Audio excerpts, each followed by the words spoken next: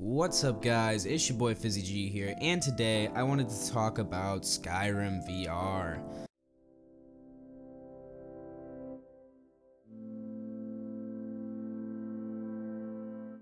Now, it's no secret that VR hasn't really been selling like hotcakes per se, and just last February reports were coming out that VR growth was stagnant, and in March Oculus slashed prices down because the VR console was not selling well enough. Now, this could all be for a myriad of reasons.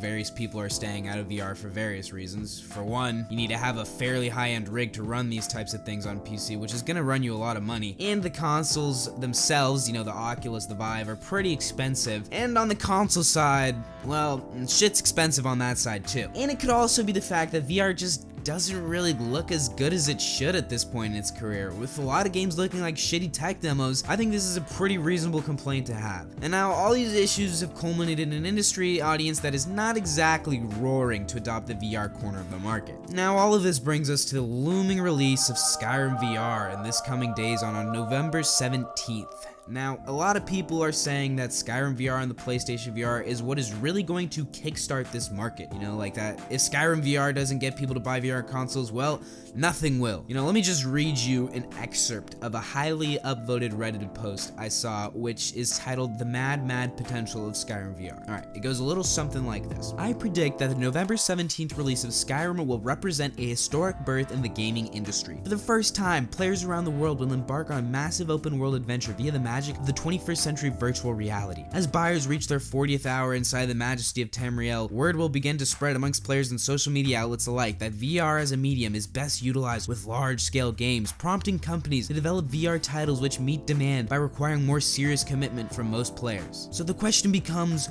what's next?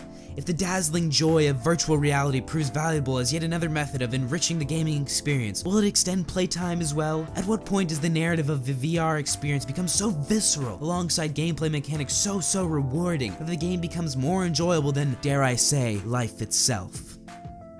And this little excerpt is just the beginning. The guy goes on to virtually jack off Skyrim VR for another 5 paragraphs, just talking about, the endless possibilities and how this is going to begin the era of an uber immersive VR experience. Well, I'm inclined to believe that the general populace might be a tad overreacting at the importance of this game. Look, I get it. People love Skyrim, it's an all-time classic, but painting this narrative that the PlayStation VR port is the second coming of VR Jesus is just wholly incorrect. To put it simply, Skyrim VR is just not really filling as big of a demand as some people think. The VR port is going to launch at $60, and that's definitely going to deter a lot of potential consumers who just can't be asked to cough up another $60 for a game they've already played countless times. Remember folks, we've played Skyrim. We've played it so many fucking times before. This is a 6-year-old game in what seems like its 50th fucking port. And by effect, not only will the landscape be incredibly familiar to those of us who have already played Skyrim X amount of times, but it will also be 6 years out of date. In the Venn diagram of people who haven't played Skyrim and people who want to buy a VR headset and people willing to buy VR for Skyrim, the overlap for those 3 categories is going to be incredibly small. And besides all this